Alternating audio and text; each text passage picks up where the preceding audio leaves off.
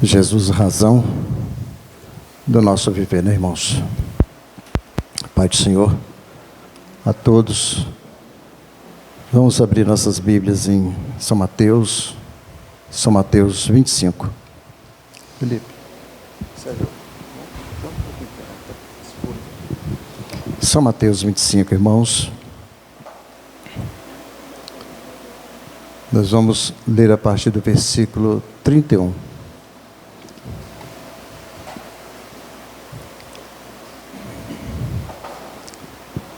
São Mateus 25, a partir do versículo 31.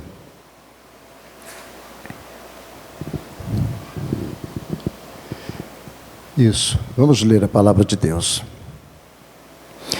E quando o Filho do Homem vier em sua glória, e todos os santos anjos com ele, então se assentará no trono da sua glória, e todas as nações serão reunidas diante dele, e apartará uns dos outros, como o pastor aparta dos bodes as ovelhas.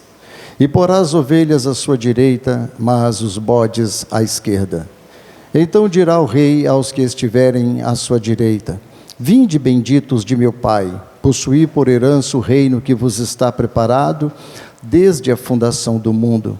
Porque tive fome e deste-me de comer, tive sede e deste-me de beber, era estrangeiro e hospedaste-me, estava nu e vestiste-me, adoeci e visitaste-me, estive na prisão e foste-me ver. Então os justos lhes responderão dizendo: Senhor, quando te vimos com fome e te demos de comer, ou com sede e te demos de beber? E quando te vimos estrangeiro e te hospedamos, ou nu e te vestimos? E quando te vimos enfermo ou na prisão e fomos ver-te?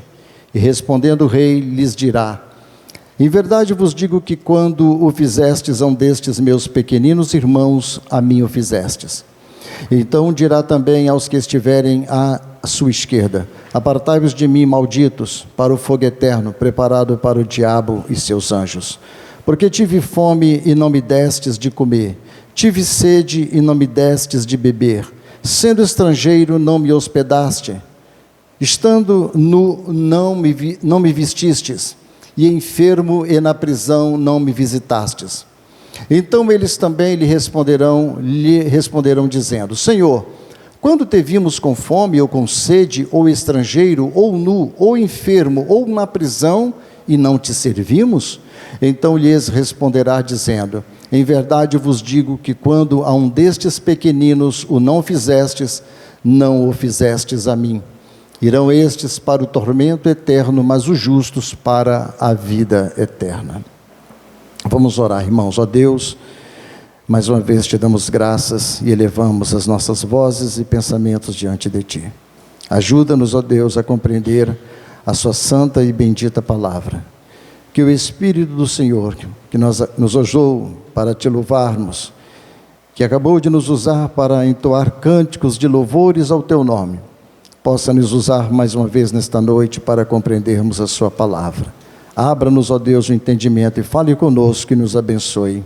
Para a honra e glória do Seu nome, nós Te rogamos e pedimos, no nome de Jesus. Amém. Irmãos, isso aqui é o julgamento das nações. Aqui termina o extenso discurso de Jesus, lá no Monte das Oliveiras. Jesus começa esse extenso discurso no capítulo 24, no versículo 1, e ele termina esse discurso agora no dos versículos 31 a 46. Jesus, ele começa com este discurso, irmãos, dizendo a respeito do seu retorno em glória para restabelecer o seu reino. Esse é o objetivo de Jesus. Ele fala sobre a sua vinda, ele fala sobre o seu reino futuro, tanto que ele fala sobre algumas parábolas: a parábola dos talentos, a parábola das virgens, a parábola do servo, dos servos obediente, e depois ele finaliza então com o julgamento das nações. Nesse discurso que estamos vendo aqui agora, o julgamento das nações, Jesus se refere diretamente a Israel, não à sua igreja. Nesse tempo em que Jesus está falando acerca do julgamento das nações, irmãos, a igreja já foi arrebatada, passou pelo tribunal de Cristo, a igreja já participou das bodas, e assim ele vem no final dos 7 anos da grande tribulação. É dentro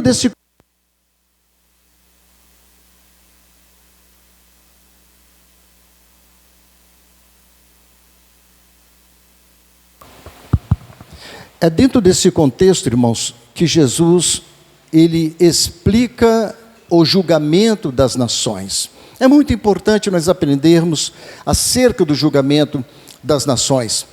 Cristo, irmãos, ele vem para implantar o seu reino na terra, o reino milenar, o milênio que tanto é falado na Bíblia. Mas antes dele implantar o seu reino, ele julga os que podem e os que não podem participar deste reino. Todos aqueles na terra, naquele tempo, serão trazidos diante do Senhor, e ele os julgará, ou seja, ele separará, como ele explicou, dos bodes, como um pastor separa o bode das ovelhas, ou os bodes das ovelhas. Ele colocará as ovelhas à sua direita e vai botar os bodes à sua esquerda. As ovelhas, irmãos, são aqueles que foram salvos durante a tribulação, e os bodes são os não salvos, mas que também passaram pela grande tribulação. Vejamos que Jesus começa falando aqui acerca do julgamento das nações. Ele começa falando que reúne as nações diante dele. Veja no versículo de número 31, quando ele diz: e quando o Filho do Homem vier em sua glória, e todos os santos anjos com ele, então se assentará no trono da sua glória. Vejam que Jesus, ele vai vir com poder, ele virá em sua glória, com toda a sua majestade. Com toda a sua majestade, com toda a sua glória e com poder para implantar o seu reino. Veja que aqui se cumpre o que Jesus falou em Mateus 24, nesse próprio discurso que Jesus falou, irmãos, em Mateus 24, no versículo 30, quando Jesus disse: então aparecerá no céu o sinal do Filho do Homem, e todas as tribos da terra se lamentarão, e verão o Filho do Homem vindo sobre as nuvens do céu com poder e grande glória.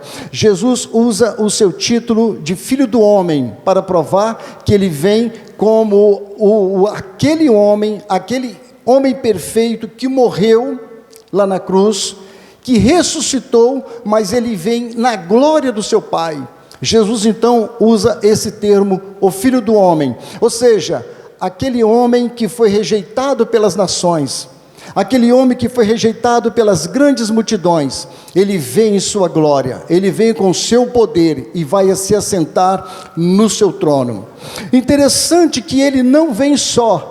Veja que ele diz que ele vem com seus santos anjos, e Jesus afirma isso também no capítulo 24, do versículo 31, ele diz: e ele enviará os seus anjos com rijo clamor de trombeta, os quais ajuntarão os seus escolhidos, desde os 4 ventos, de uma à extremidade dos céus.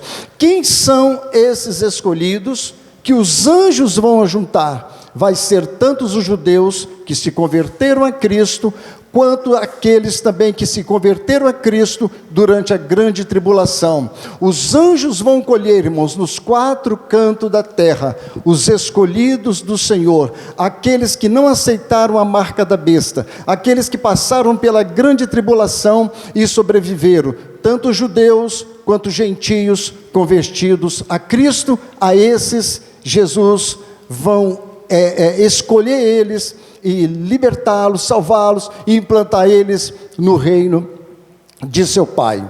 Veja que Jesus continua, ele fala: e ele se assentará no seu trono de glória. Aonde vai estar esse trono de glória? Será que será em Israel? Lá em Jerusalém? O texto não diz, mas pode ser, porque essa passagem de Jesus, do capítulo 24 ao capítulo 25, está diretamente falando sobre as passagens dos judeus na grande tribulação. Como eu disse, a igreja já foi arrebatada, a igreja não está aqui nesse período, e aonde vai passar os judeus e todos aqueles irmãos que também ficarem para a grande tribulação. Veja que Jesus fala no versículo de número 32, ele diz: e todas as nações serão reunidas diante dele, e apartará uns dos outros, como o pastor aparta os bodes e as ovelhas. Veja, irmãos, todas as nações estarão diante dele, todas. Não vai ficar nenhuma nação que não vai ficar diante do Senhor. Veja, irmãos, que existem 3 julgamentos relatados na Bíblia. São 3 julgamentos que a Bíblia relata. Jesus fala sobre o tribunal de Cristo, lá em 2 Coríntios, capítulo 5, versículo 10. Para que é o tribunal de Cristo? O tribunal de Cristo é para a igreja, vai ser o julgamento lá no céu. O que a igreja vai participar desse julgamento? Para ser condenada? Não, a igreja já está salva, vai participar do tribunal de Cristo para receber os galardões. Se os irmãos lerem em 2 Coríntios 5,10, vão ver quem são aqueles que recebem os galardões. Tanto que ele classifica os galardões como ouro, pedras preciosas e prata, e classifica aqueles trabalhos que serão queimados, aqueles trabalhos que não tiveram valor e que foram feitos na carne, um trabalho que foi feito aqui para Jesus, mas não foi feito com amor, não foi feito com dedicação. Lá no tribunal de Cristo é comparado com a feno, a palha e madeira, que passando pelo fogo, o tal que cometeu esta obra será salvo, mas as suas obras não vai ter valor nenhum, e ele não recebe galardão. Esse, irmãos, é o primeiro julgamento, que é o tribunal de Cristo. A igreja é arrebatada e vai ser julgada no tribunal de Cristo pelas obras que nós fizemos aqui na terra, ou feito para a glória de Deus, ou as obras que nós fizemos para a nossa glória, com a nossa carne, do jeito que a gente queria fazer, e a isso teremos julgamento no tribunal de Cristo. O outro julgamento que a Bíblia relata está lá em Apocalipse capítulo 20, versículos de 11 a 15, que é o julgamento do juízo final. O julgamento do juízo final, irmãos, ninguém vai ser julgado ali para ser salvo, não. Quem participar do julgamento do juízo final, que essa é a ressurreição da segunda morte, que passa pela segunda ressurreição, ou seja, que vão ressuscitar para participar do juízo final. O juízo final é para condenação, não tem jeito. E esse julgamento também vai ser no ar ou no céu. A nova Jerusalém desce, o trono de Deus desce do céu, ele para no ar. A Bíblia diz que vai ressuscitar grandes e pequenos, vão ressuscitar os mortos que o mar deu, vão ressuscitar os mortos que a terra também engoliu, e eles vão ressuscitar com o corpo para resistir a esse julgamento, e eles serão julgados pelo Cordeiro, que vai se sentar no trono e vai julgar por todas as suas obras que fizeram aqui nessa terra. Esse julgamento, todos os ímpios, desde Adão, o que morreram desde a época de Adão, até o último ímpio que morrer aqui nessa terra, ele vai ter que passar por esse julgamento. Por isso que todas as suas ações, as suas obras, seus pensamentos, a sua palavra, a sua vida, a rejeição que ele teve em relação às Escrituras, à Bíblia, à igreja, ele vai ter que pagar no dia do juízo final. Esse é o segundo julgamento, que os homens ímpios não escaparão desse juízo. E o terceiro julgamento, irmãos, é esse que nós estamos falando agora. Difere do julgamento do tribunal de Cristo e difere do julgamento do juízo final. Esse é o julgamento das nações. Esse julgamento, qual é a diferença do julgamento do tribunal de Cristo e do juízo final? O julgamento do juízo final é no céu ou no ar. O julgamento do tribunal de Cristo também é no céu. Mas esse julgamento a qual nós vamos falar nesta noite, o julgamento é na terra. Jesus vai julgar as nações, e nós vamos entender, com o passar aqui das passagens, vamos compreender como será esse julgamento. Esse é o julgamento das nações.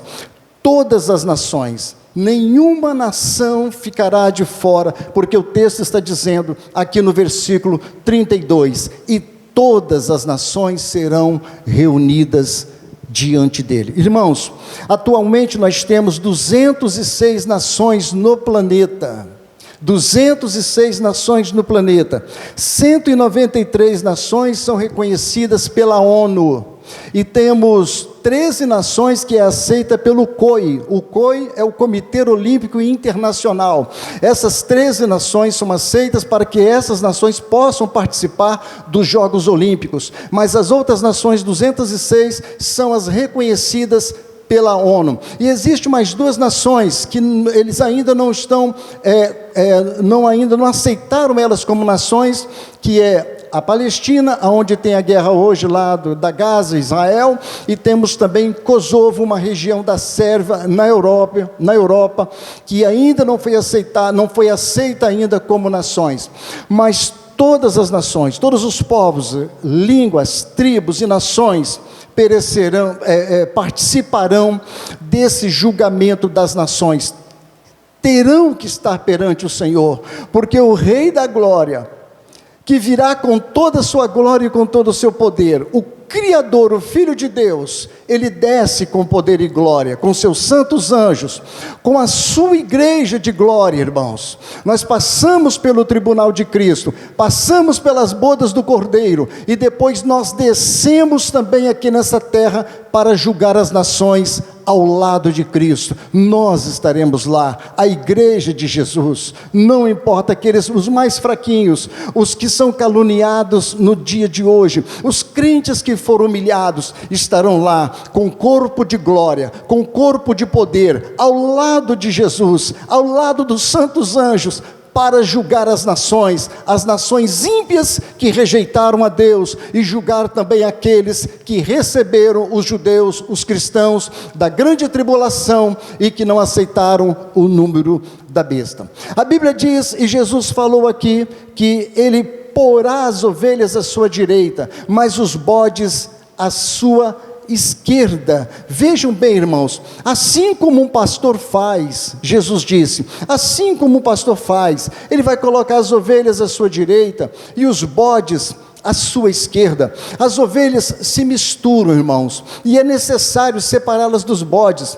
Segundo os especialistas, os pastores de Israel, quando eles estão pastoreando e vai dando a noitinha, começando a escurecer, irmãos, as ovelhas começam a se misturar com os bodes, e os bodes com as ovelhas, vai fazendo aquela mistura. Como vai ficando de noite, eles não entendem quais são, e não pode colocar elas no aprisco. O que o pastor faz? Ele coloca uma lanterna e vai separando. Essa aqui é bode, vai para tal lugar. Essa aqui é ovelha, porque as ovelhas, elas resistem ao frio, irmãos, lá fora, mas os bodes não suportam o frio, os cabritos precisam ficar alojados. Então o pastor separa o bode das ovelhas. Jesus faz essa analogia, Jesus faz essa comparação entre o Filho do Homem, o Rei dos Reis, que vai separar as nações, assim como um pastor de Israel separa o bode das ovelhas. Só que aqui o próprio Jesus, irmãos, tem o poder para dividir esses bodes e dividir as ovelhas. Ele divide a humanidade. Jesus aqui, ele vai classificar a humanidade, os homens da terra, irmãos, poderosos, os pobres, os mendigos, seja quem quer que seja, mulher, homem, negro, branco, todos vão estar perante Jesus, os que fazem parte do aglomerado de nações. E Jesus vai dividir a humanidade em duas partes somente, só duas categorias, ovelhas e bodes, os da direita e os da esquerda. Jesus é que vai separá-las, Jesus é que vai saber quais são aquelas que foram obedientes a Ele, e as que foram fiéis e as que não foram. Nesse tempo, irmãos, a população mundial já vai estar bem reduzida.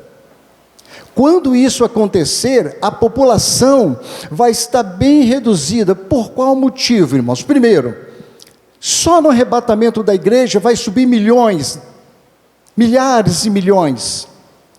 Só no arrebatamento da igreja vai sumir milhões, as pessoas não vão, vai ser incontáveis. as famílias que vão perder os seus entes queridos, os milhões de pessoas que partiram da Europa, da Ásia, da África, do Oriente, são bilhões.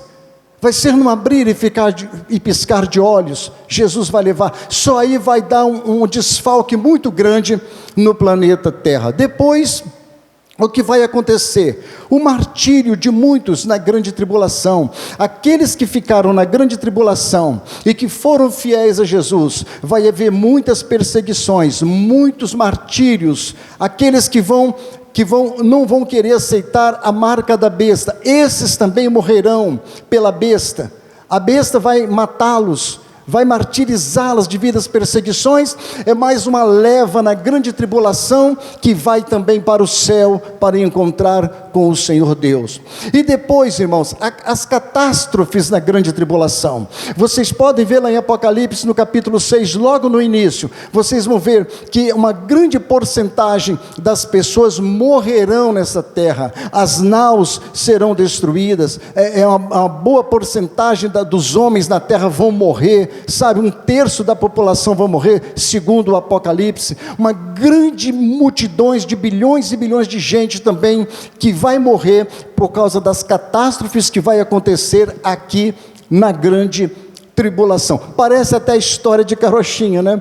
Parece até filme que está sendo falado por Hollywood, porque eles não creem nas Escrituras, mas nós cremos, nós acreditamos nas Escrituras.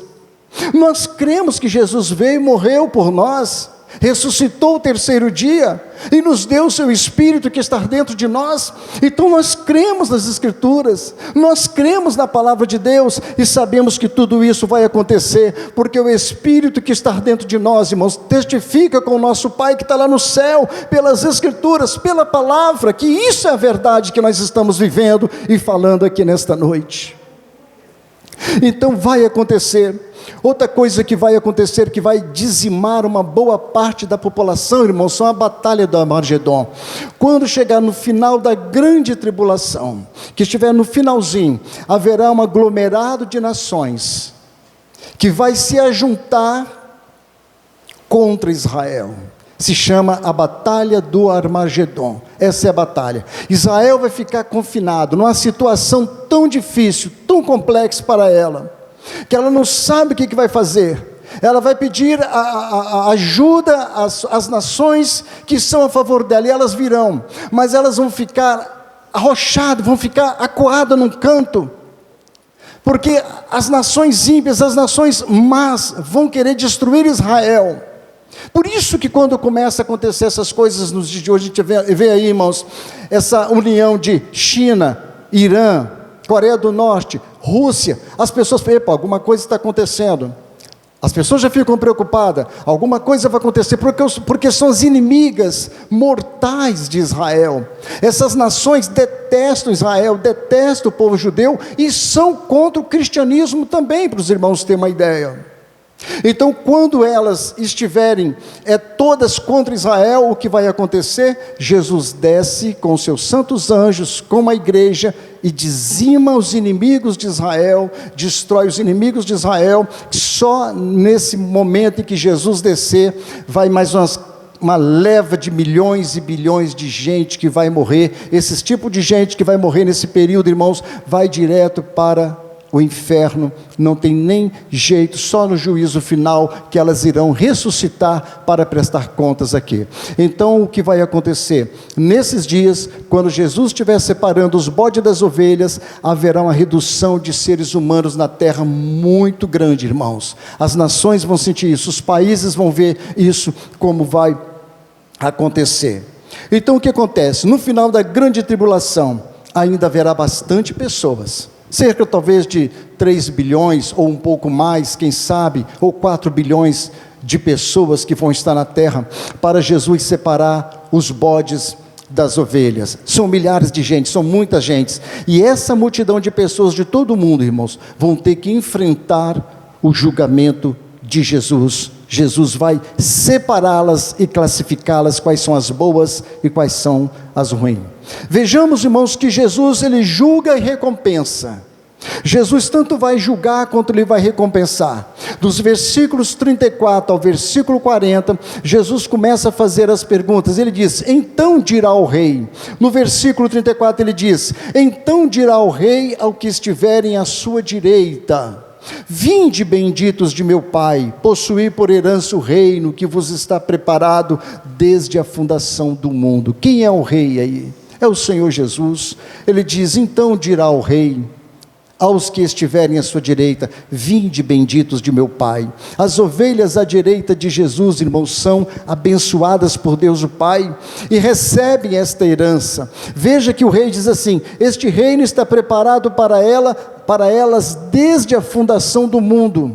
Quando Deus fundou os céus e a terra, na memória de Deus, na mente de Deus, Ele já tinha preparado esse reino milenar, esse reino onde os bons morariam neste reino, passariam 1000 anos aqui neste reino. Então este reino está preparado antes da fundação do mundo, e esses da direita serão abençoados. E eles fazem uma pergunta: por quê? O motivo é declarado. Eles fazem uma pergunta no versículo de número 35: por quê? Aí eles dizem: eu tive fome, eu tive sede, eu era estrangeiro, eu estava nu, eu fiquei doente, eu fui preso. Aí ele próprio diz: e vocês me deram o que comer, vocês me deram o que beber, me deram abrigo, me vestiram, me visitaram na doença, na cadeia. Esse é o motivo, por isso que vocês vão entrar no reino do meu Pai.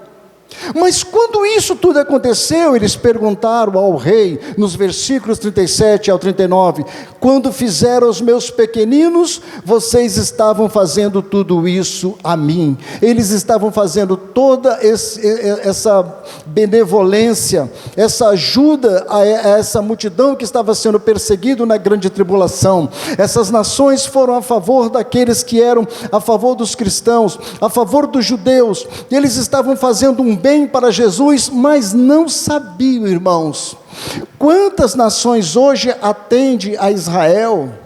Quantas nações, por exemplo, os Estados Unidos é a parceira número 1 de Israel, a França, a Itália, há muitas nações, principalmente as nações da Europa. O Brasil agora está nessa onda de se levantar contra Israel por causa do nosso governo.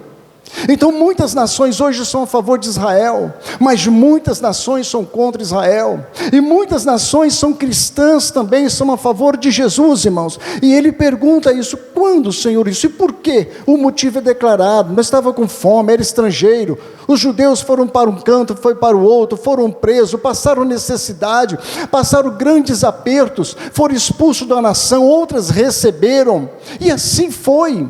Isso tudo, quando estava fazendo bem para o judeu, estava fazendo bem para o próprio Jesus. Mas quando tudo isso aconteceu, Jesus responde, irmãos, no versículo 37 a 39, nos versículos 37, versículo 37, se perguntaram: Senhor, quando te vimos com fome e te demos de comer, ou com sede te demos de beber? E quando te vimos estrangeiro, te hospedamos, ou nu e te vestimos? E no versículo 39, no versículo 40, o rei responde: em verdade vos digo, que quando o fizestes a um destes meus pequeninos irmãos, a mim o fizestes. Eles estavam tratando bem o Senhor Jesus, e não sabiam. Estavam tratando bem os cristãos, e não sabiam. As obras não salvam, irmãos, mas estes alcançaram o reino milenar por suas ações aprovadas por Deus. As obras não salvam ninguém, só que o juízo final será baseado no que está escrito no livro da vida. Esse julgamento das nações, irmãos, ele é baseado no tratamento humano. Como que se tratou a humanidade, como que foi tratado o pobre, o que estava nu, o que estava doente, o que estava preso. Isso é muito importante, porque esse é o tipo de julgamento que Deus vai avaliar no dia do julgamento das nações. Estava nu e foste me ver, estava doente e foste me ver, estava doente e foste me visitar, estava nu e me deste o que vestir, estava com fome, me deste comida. Isso tudo estava se fazendo para Jesus, e eles não sabiam, e faz essa pergunta para Jesus. Vai depender, irmãos, do tratamento aos cristãos e ao povo judeu. Vai depender do tratamento que eles vão dar aos cristãos e ao povo judeu nesse período da grande tribulação. F.F. Bruce escreveu: embora os irmãos cristãos e judeus de Jesus possam ser os primeiros em mente, conhecendo a natureza de Jesus, podemos dizer que isso não exclui os outros. Os irmãos cristãos pobres, necessitados e sofredores em primeiro lugar, mas em última análise, qualquer pessoa que esteja sofrendo em qualquer lugar, conhecendo a natureza bondosa de Jesus, irmãos, qualquer caridade que você faz, você não vai ser salvo pelas caridades que você faz, mas você sendo cristã, você sendo uma serva do Senhor, um servo do Senhor, qualquer caridade que você faz a um pobre, a um necessitado, segundo as Escrituras, é como se estivesse fazendo para o Senhor Jesus Cristo, e isso tem valor para Deus, porque Jesus falou que se der um copo d'água a um dos meus pequeninos, esses pequeninos eram os judeus espalhados no mundo inteiro, se deste um copo d'água a um desses pequeninos meu, recebeste o seu galardão. Jesus os chama de irmãozinhos, de irmãos, meus pequeninos irmãos, meus irmãos pequenininhos. Jesus tem um carinho muito grande com os judeus, Jesus tem um amor muito grande por eles, e também pela sua igreja, pelos seus servos. Então, esse rei, irmãos, ele julga agora e condena também. Vejam agora o versículo de Números 41 a 46. No 41, o rei diz: então dirá também aos que estiverem à sua esquerda: apartai-vos de mim, malditos, para o fogo eterno, preparado para o diabo e seus anjos. Olha esta expressão pesada que Jesus usa, irmãos. Que expressão pesada. Os bodes da esquerda, Jesus os amaldiçoou. Jesus os chamou de maldito. Apartai-vos de mim, para a esquerda, maldito. Por quê? É simples. Tiveram a chance de servir ao Senhor, mas eles não fizeram nada. No versículo 42 e 43, Jesus fala: eu tive fome, vocês não me deram de comer. Eu tive sede, não me deste de beber. No versículo 43, eu fui estrangeiro, não me hospedaste, estava nu, não me vestiu, estava enfermo, na prisão, não me visitaste. Deixaram de fazer aquilo que era para ser feito. Então eles fazem a pergunta: quando te vimos com fome? Quando foi que nós tivemos com fome? No versículo 44 eles fazem essa pergunta. Jesus responde: quando vocês não fizeram alguns destes meus pequenos, vocês deixaram de fazê-lo a mim. Veja, irmãos, o tamanho da responsabilidade nossa diante de Deus, como cristãos, como servos do Senhor. Ainda que a obra não salva, mas nós, por sermos cristãos, temos que avaliar o nosso coração, como que nós trabalhamos para Deus, e isso conta para o Senhor, irmãos. Isso tem os registros de boa obra para Deus, porque os salvos praticam as boas obras. Jesus responde: quando vocês não fizeram alguns destes meus pequenos, vocês deixaram de fazer eles a mim. Não tiveram nenhuma acusação moral, mas a atitude indiferente deles para com Jesus e seu povo, o não se importar, foi o ápice da condenação. Não era porque eles fumavam, eles não foram condenados porque bebiam, eles não foram condenados porque prostituíam, porque eram traficantes. Não, eles foram condenados porque deixaram de fazer o que era correto, o que era certo, o que era justo, o que deveria ser feito. Jesus vem falando isso no capítulo 24 até no capítulo 24, o capítulo 25 até o último versículo, agora versículo de número 46. É o preço de indiferença, irmãos. Ser indiferente, nós pagamos um preço muito alto, porque nós sabemos que é para fazer, mas nós não fazemos, e somos indiferentes. Quantos não se preocupam com a volta de Jesus? Por isso Jesus falou, a arca de Noé, nos dias de Noé, assim também será a vinda do Filho do Homem. São cristãos, são pessoas no mundo inteiro que não se preocupam com a vinda de Jesus. Quantos não se importam com o Espírito Santo nessa preparação? São as 10 virgens, 5 loucas e 5 prudentes. As prudentes tinham azeite, a preparação do Espírito Santo, estavam preparadas para o reino de Deus, para servir ao Senhor. Mas quantos não se preocupam com o poder do Espírito Santo? Não se preocupem em estar em comunhão com Deus? Jesus então explica desta maneira: quantos não fazem caso dos recursos dados por Deus, irmãos? Deus deu recurso para a igreja, são os talentos. E quantas pessoas enterram seus talentos, cavam seus buracos, como eu expliquei aqui quarta-feira passada, enterram seus talentos, e não querem granjear outros talentos, não têm responsabilidade com o reino de Deus. Há milhares de cristãos na terra que não se preocupam com o reino de Deus, e isso vai contar. Por isso Jesus contou também essa parábola dos talentos. Agora ela vai desembocar aqui no capítulo de número 25, no julgamento das nações, que vai fazer caso. Quantos não se importam com o sofrimento das pessoas, irmãos, mas só com eles próprios? Não se importa se a pessoa está sofrendo, se a pessoa está com fome, se a pessoa está sem roupa, se ela está padecendo. E mesmo sendo cristão, ela fecha os olhos, ela fecha o coração. Mesmo sendo crente, mesmo orando e pedindo as bênçãos diante de Deus, ela não se preocupa com isso. Um amigo meu, certa vez, eu falei de missões para ele, e falei dos sofrimentos na África. Eu já contei isso aqui uma vez, e mostrei as imagens para ele. Quando eu mandei para ele, ele falou: irmão, não me manda as mensagens não, que eu não quero nem ver isso. E ele, sendo crente, ele falou: eu nem quero ver. Por que ele não queria ver? Porque as criancinhas estavam passando fome, porque as famílias na África estavam passando fome. E tem pessoas que não querem ver, irmãos. Está numa vida tão boa, num dinheiro tão grande que ganha aqui nessa terra, está uma vida maravilhosa aqui, porque isso vai ferir a sua consciência. Mas o verdadeiro cristão se preocupa, tem prazer de ver as crianças lá e orar por elas, às vezes enviar uma oferta, enviar um dinheiro, ajudar a igreja, abençoar a igreja. R$1 que você dá, a quantia que você dá, o que você faz em favor da igreja, você está fazendo para Jesus. Uma oração simples, você está fazendo para Jesus. Está orando pelas pessoas que estão longe, sofrendo lá na África, que você nunca viu. Você está fazendo o bem para Jesus. Por isso que eu falo, irmãos, as pessoas que às vezes fecham o coração, pensam um monte de coisa contra a igreja, está fazendo contra si mal, a si próprio. Está deixando de receber a comunhão, as bênçãos do Senhor, porque está travando o seu coração. Eu não faço isso, eu não faço aquilo que o pastor está pedindo, mas eu não faço. Ela está fazendo isso aqui, mas o pastor é chato, a igreja não sei o quê, fica murmurando o tempo todo. Está deixando de receber as bênçãos do Senhor, porque sabia que era para fazer, mas não faz, é omisso naquilo que está fazendo. É isso que Jesus está falando aqui, por isso que Ele vai julgar as nações.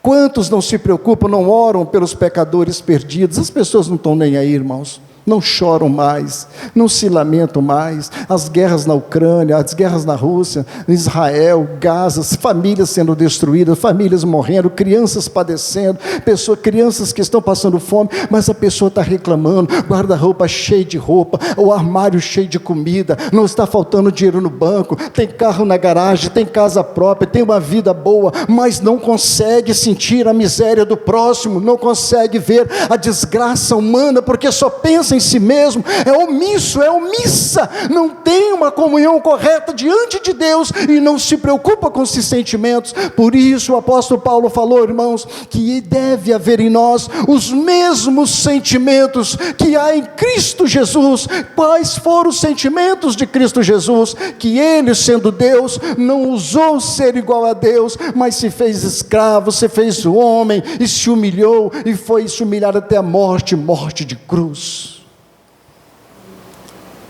É os mesmos sentimentos que deve ter em nós, porque se nós temos o Espírito de Deus, não há razão porque não temos este mesmo sentimento, porque o Espírito Santo de Deus nos leva a orar, nos leva a buscar a Deus.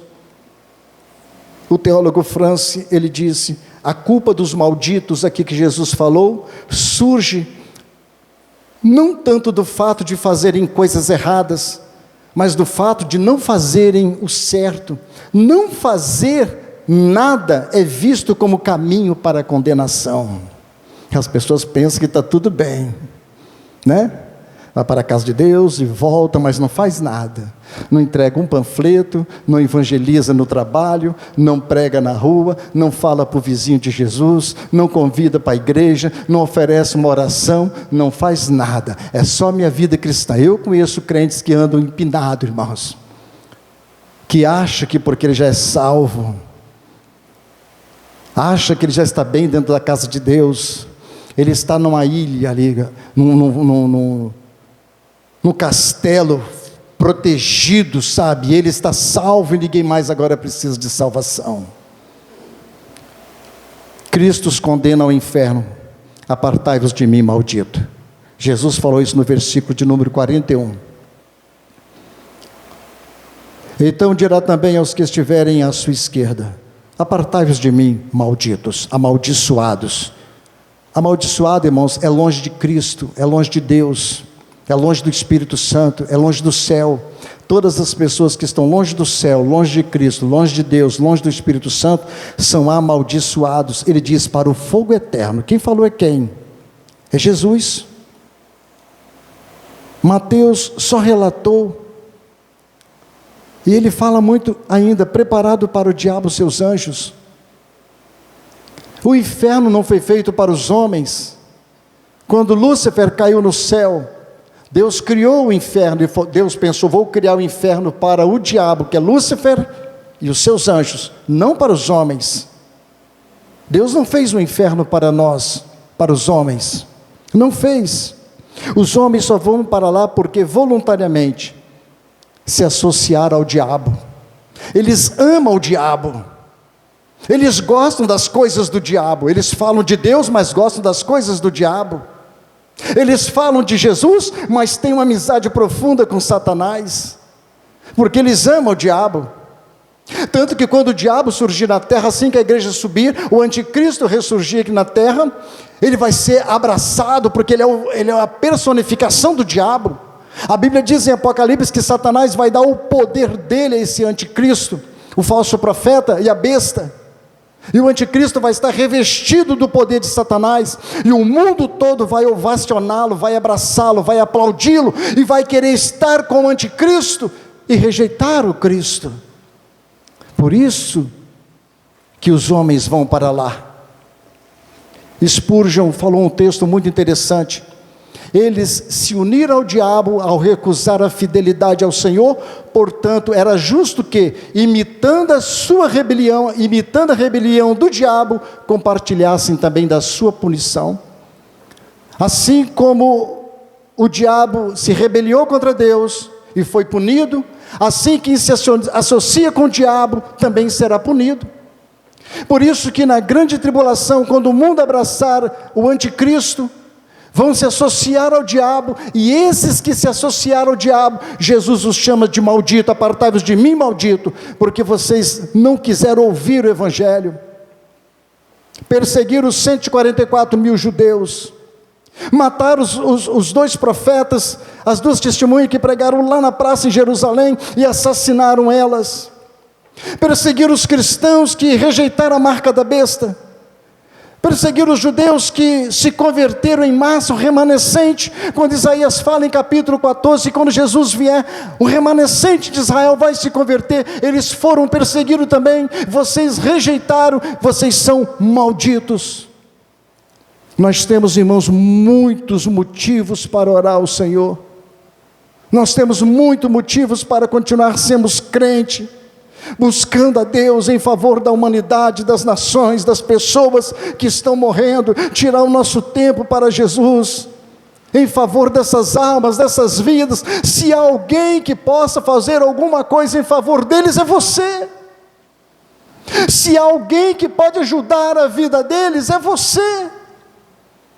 Deus te capacitou, te deu o dom, te deu o poder, te deu autoridade, o Espírito dele que está na sua vida, e você tem poder diante de Deus para desmanchar as obras do diabo através da oração, pelo poder do nome de Jesus.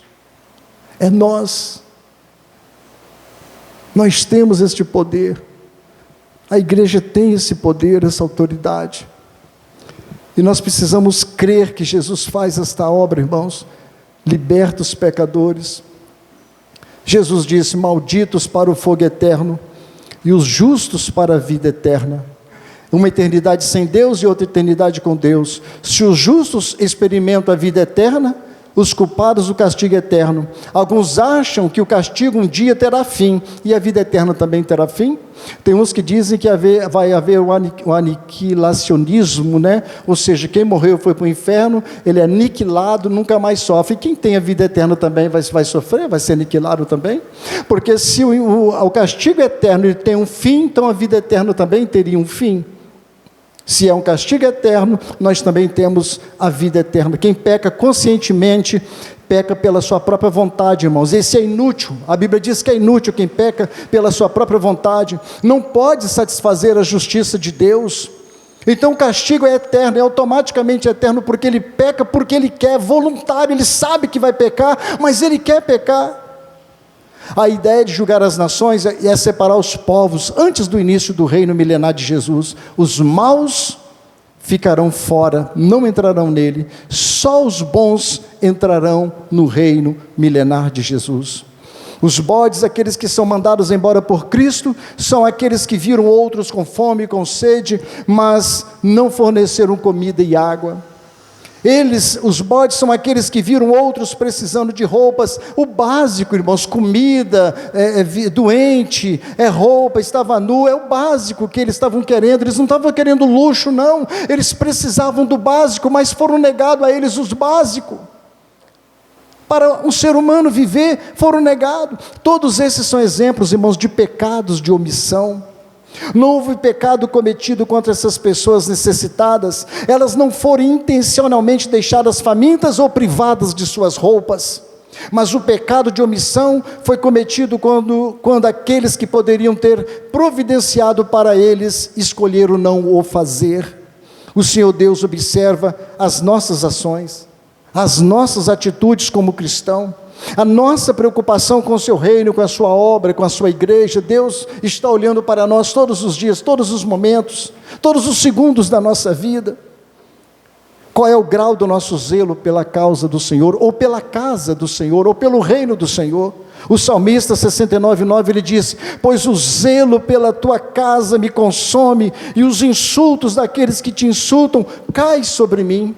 E isso se cumpriu em João 3,17, quando Jesus entra dentro do templo e coloca os malfeitores, os cambiadores, os líderes judeus que estavam fazendo a casa do Pai, casa de comércio. Jesus os coloca todo para fora. Ele diz: assim diz as Escrituras, o zelo da casa do meu Senhor me consome. E Jesus chutou as mesas dos cambiadores, pegou um chicote de azorrague e saiu chicoteando e botou todo mundo para fora, porque estava fazendo da casa de Deus casa de comércio, casa de venda e de prostituição. E Jesus disse, prostituição espiritual, e Jesus disse: a minha casa, a casa do meu Pai é casa de oração, casa de servir a Deus. Qual o zelo que você tem pela causa do Senhor? Qual o zelo que você tem pelo reino de Deus? Você está preocupado com o reino de Deus? Tem orado hoje pelas pessoas? Ou você tem sendo omisso aonde você vive? Nós devemos fazer a obra de Deus. Nós devemos amar o Senhor, amar as Escrituras, amar a sua palavra e ouvir a sua voz enquanto nós temos tempo, porque verá um dia, um tempo, irmãos, que isso tudo vai se findar e nós não vamos poder estar assentados nessas cadeiras para ouvir a palavra de Deus. Que Deus nos abençoe, que Deus nos guarde, que Ele possa injetar pelo seu Espírito a sua palavra em nossos corações. Fecha os teus olhos, vamos orar. Senhor, nós te damos graças. Nos ajude, meu Deus, a melhor te servir e te adorar, a ouvir a sua palavra e guardá-la em nosso coração. Que o Espírito do Senhor venha trabalhar no coração de cada um dos teus filhos e das tuas filhas que estão aqui nesta noite. Tira toda amargura, toda tristeza, toda angústia, todo cansaço físico, mental, psicológico, todas as barreiras, dificuldades que vêm contra a sua igreja, ó Deus, e renova com o teu Espírito, renova com o seu poder, ó Deus, nos levando a te adorar aos teus pés, como foi cantado aqui nesta noite, te louvar prostrado aos teus pés, meu Deus, porque o Senhor é digno de glória e majestade. Prepara nosso coração para o teu reino, para a sua glória e o seu louvor, no nome de Jesus. Amém.